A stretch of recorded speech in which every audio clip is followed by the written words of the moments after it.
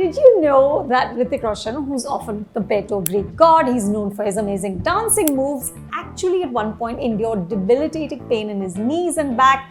He also suffered a stammering problem. Now stay tuned as we've got many amazing facts in store for you.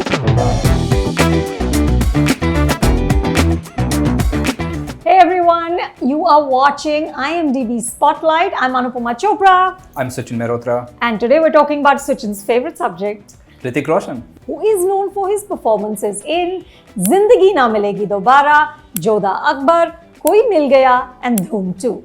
So Suchin, are you looking forward to Vikram Vedha? I have to say I am. I think for me this really is still a part of Hrithik 2.0, which in my brain is something that sort of started with Super 30 and then obviously with War. And then for me, a big part of what we hope Hrithik 2.0 can be is his interview with you, which was the Unfiltered, where you really got the sense that he's in a new phase of his career. He seems to be much more self-aware. He was laughing at himself. And I think at that point, post-war, we're all just so excited about what Hrithik can be now. What does the next phase look like? Then the pandemic hit. It's been 3 years sort of up in the air. And now with Vikram Vedha, he just looks like he's having so much fun just in that trailer. He does. He does. And that's what is interesting, is that of course he's the bad guy, but he's also not trying to, I want to say, look sexy. Of course he's looking very sexy, but he's not afraid to be awful. Yeah. And this is the guy who started off as the sort of the ultimate boy next door, the ultimate poster boy for all that is good and clean and wholesome, the boy you would take home to your mom, and now he's just this badass killer shooting up everything and clearly looks like he's having a great time. He does. But before he got to this point, there were many hoops and hurdles to cross. Yes. So let's get into the facts. According to his IMDb credits, Hrithik worked for many years on the sets of his father, Rakesh Roshan's films, in various functions, which included sweeping the floor, serving tea to the stars, and he did all this to learn the business from scratch. He was also an assistant director on his father's directorial, Karan Arjun. I know this because again, he said this to me in one of his interviews, that he was the sixth assistant. Yeah. Okay, he was hired as the sixth assistant, which meant that he had to live somewhere else from Rakesh ji, obviously live like the other assistants lived. And I think they were shooting, I can't remember what the name of the film was, but they were somewhere in Nairobi. And by the time it would be his turn to take a shower, he said the water would be muddy. Yeah. And he said at one point, I just, in the middle of the night or at some point, sneaked into my father's room so I could use his bathroom. But he said that taught him so much. Yeah.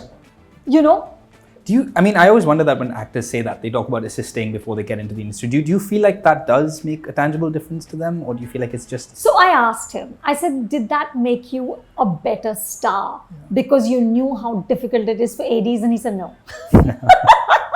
He was like, no. He said, I know when I'm being difficult. I know when I'm being that guy who ADs hate, but I still do it. You got to love the honesty. You've got to love it. The first thing I thought of when you mentioned this fact is when you said Karan Arjun, I thought, one of the all-time great two-hero films. And then I thought of War. He sort of updated that. One of the best two-hero films of the last few years. Absolutely. I loved War. Yes. I love War. I just think it was so much fun and willing to look past all the logical loopholes, because who needs logic in a film like that? And it just, to me, it is the definitive action movie, Bollywood action film movie of the last few years. And it did such a wonderful job of making that sort of slick Hollywood execution meets, homegrown stardom. We love the slow motion entries and just the pure swag. And it just married. And the emotions, Ma, and all of that. So it was important. A stunt gone wrong during the shoot of Krish in Singapore was almost catastrophic. He was suspended from the side of a skyscraper with cables when they snapped and sent him hurtling down the pavement almost 80 feet below. Thankfully, he fell on the canopy of a shop, which was put up just minutes earlier due to the rain. So frightening. It's scary. Yeah. And he's had a bunch of this stuff. Yeah. Even that stunt in Bang Bang, which kind of gave him the blood clots in the brain. Yeah. He had to have brain surgery. It's like you're almost marked for highs and lows. Yeah. There's something like you've been chosen to experience just very extreme things as a human being.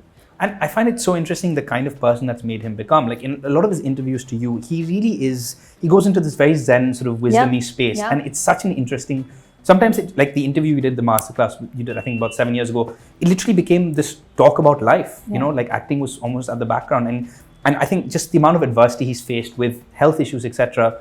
And just the way he talks about, you know, just his perspective on life and hardship and obstacles and overcoming them and happiness. It made me think of, you know, what if he did a Dear Zindagi type role, you know, just a place of just... Because it's there anyway. Yeah, just the wisdom. Yes. And the other thing I thought about with this was also, I thought a lot about Hrithik, the superhero. I was actually thinking about him a lot when watching Brahmastra.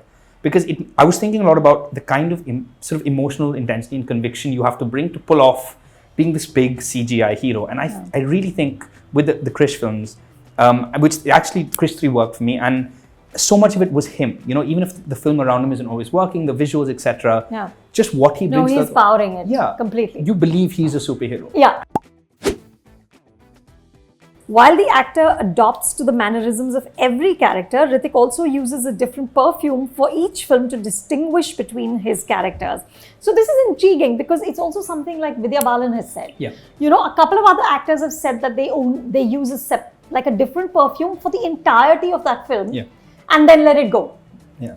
Ranveer, I think, has talked about music, obviously getting into... Right, a playlist and that kind of thing, so to get you in the mood. Yeah. But I don't know, at some point, do you not run out of perfumes you like? I mean, when you start like looking for new ones? But the other thing, I don't know when I was looking at this fact, what really struck me, it's not, in my brain, it's not true for other massive stars. When you think of stars, you think of them as stars, and then obviously there's the acting capability, the charisma, etc. With Hrithik, my brain makes a weird differentiation between Hrithik the star and Hrithik the actor. I'm not sure why that is. But I always just thought about, I think some of his performances, maybe it's the choices he's made in some cases. Sometimes it is pure charisma. And there's other times where I just feel like there is a performer in there, which, you know... No, there's absolutely. And there always was. Yeah. Also look at the choices. Look at like Guzarish. Yeah. Who would do that role? Yeah. You know, and it's not a film I love. It's not a film that I think really works. But hats off to him for at least saying, okay, I'm going to lie in a bed. Yeah. You know, and just do this. I mean, I think it's very interesting. I think he's, I love that sort of eccentricity of his choices, of his movies. I love that he insisted that make me grey in war. Yeah. You know, as opposed to just perennially young and always, you know, I mean, I think the grey was the sexiest thing. Yeah, and it didn't feel like he was fighting to be in the spotlight. He really was so much at ease, where he's sort of hanging back, and it very much is his film. At the age of 21, he was diagnosed with scoliosis and rheumatism of the knee, and was told that he would never be able to dance. To top it off, he also had a stammering problem, but Hrithik overcame his stammering problem with regular speech therapy, read up on all the material he could on scoliosis, and finally built up his physique and stamina to the extent that he was considered one of the fittest actors and dancers around. It's astounding. Yeah. You know, it's his journey has been like sort of such extremes. Yeah. Such extremes. I mean, I've known him from pre-Kaho Na Pyaar Hai, because he was signed for Mission Kashmir by Vinod before that film released. So that's when Hrithik and I first met, when he wasn't a star. Yeah. You know, and in fact, one of my favorite stories is that when they were shooting in Srinagar for Mission Kashmir, he was stopped from getting onto the shoot because they thought he was a local. Wow. Because he looks like just any other gorgeous Kashmiri. Yeah. Right? So he was like, nahi, main film ka hero. And they're like, no, like, who are you? And then Kaho Na Pyaar Hai releases, and there has never been that level of overnight stardom since that film. He became the big thing, not even the next one. Meaning like supernova. Yeah. Not just like, oh, interesting, he's a good newcomer. He was on the level of the Khans. He was threatening the Khans suddenly. It was like, I remember being told that one of my nephew was in Juhu, and he was, I think he was either talking to him or there's something, they were standing on a street, the film had just released, and this sort of car full of women just crashed because they were so busy looking at Hrithik. And imagine from that high, and you first of all get to that high starting like this. Yeah. I remember watching that film in theaters. I was a kid, and it was probably the greatest movie I've ever seen. Because I mean, if you think about it, at the time, there was action, there was the intensity, there was that music. The music. There was a love story. There was a survival island. Two Hrithik's. Yeah, there was the double role thing. There was just pure emotional action at the end. There was that massive music set piece at the end, which is when I was a kid, I was like, that's the greatest music concert I've ever been to in a movie theater. And the thing is, in one of my interviews, when I asked him that was acting a given because you were this beautiful boy born to a very successful filmmaker. And he said, not at all. He said, I would stammer. I didn't even actually know about this other problem. But he said that there was no world in which I saw myself as a great leading man. So it's a remarkable ascent. The other thing I always think about, I was thinking about sort of Hrithik the dancer. All of the massive Hrithik dance set pieces that, we all look forward to, in his films across the last 20 years, they always felt like an integral part of the movie. Like Hrithik the dancer, it really was cinema, it added to it. In a lot of cases, you see Laksh and, how they used it. And I thought of a lot of those dance sequences and dances today and how it just feels like a lot of showboating. It's people who are very, very skilled showing how skilled they are rather than something that really feels like an intrinsic part of the film.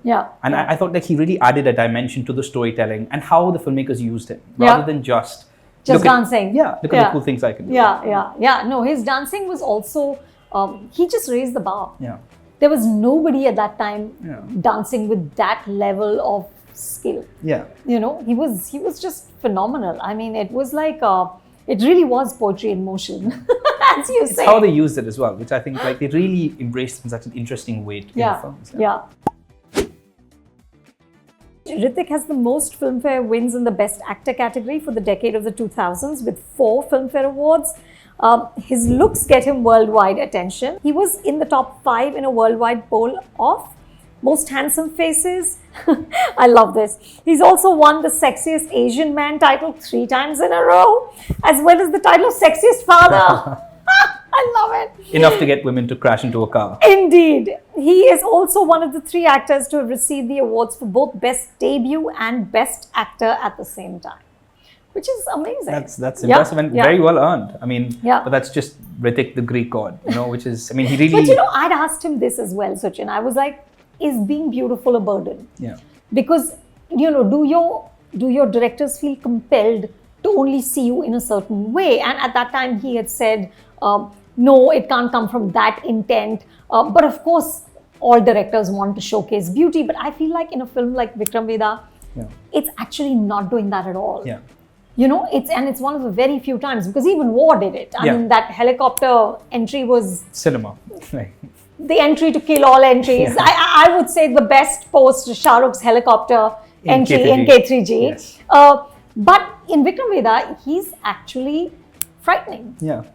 Which is wonderful that they're not sort of leveraging the beauty. It's so far away from the typical Hrithik image, even though, I mean, if you think about it, he really did sort of usher in the era of abs. Like back in the day, every young star, everything they have to do or they feel like they have to do nowadays is really owed to him and the standards. Is the ab man. Every Instagram profile now is basically just owed to Shades Hrithik. of Hrithik. Yes. Do you know, Tiger Shroff had once told me that I will never do a film that has been rejected by... no, not even rejected. That either one has been rejected, but where a filmmaker is considered someone else. I will never be second choice. I have to be the first person that comes to your mind when you write that role, except for Hrithik. If it's a Hrithik reject, I'll take it. And didn't he also say that he would never do a 2-hero film, but the only reason he did it is because it's because of Hrithik. And so much of their chemistry sort of bleeds into that movie. Because he came into it completely as a sort of a disciple. So obviously growing up on the abs. Pretty much. Hrithik was director and childhood friend Farhan Akhtar's first choice for the title role in Dawn, which is interesting. And it's nice that he finally did that little cameo. That was just such a great cameo. It was a great cameo. It was a lot of fun. I would like to see Hrithik as a deadly killer. I mean, obviously he's a deadly killer in Vikram Vedha, but Dawn was a more suave, sophisticated, sort of the James Bond of deadly killers, if you will. He would have been fun in it. I loved Shah Rukh too. He would have been a very interesting dog. He would have been. But now, I mean, post Vikram Vedha, if he's willing to embrace his inner devil, why not? Yes. Shaitan. Kaho Na Pyaar Hai was not in fact his first film.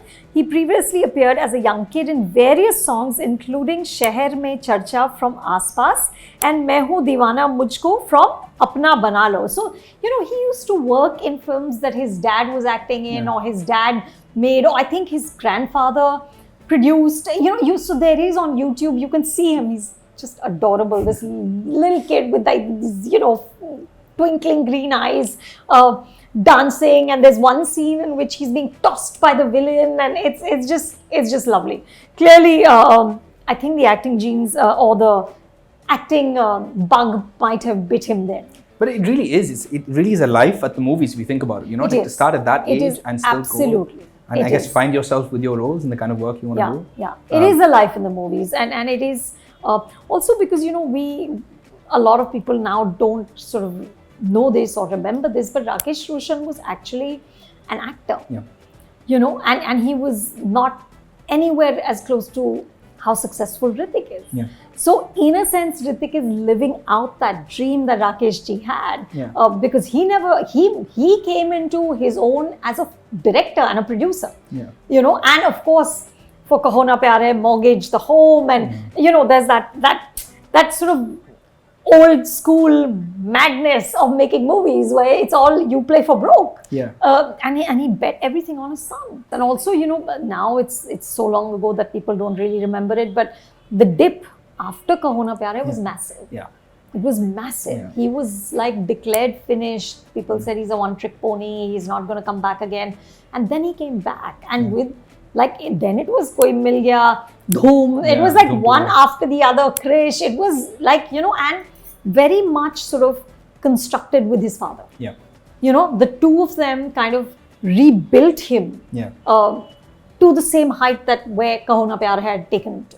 So it's an amazing journey, but also for a young actor to go through that level of extreme, where at one point it's the whole letters and blood type mania, and then within 2 years they're like, no, he was a one-trick pony, it's done.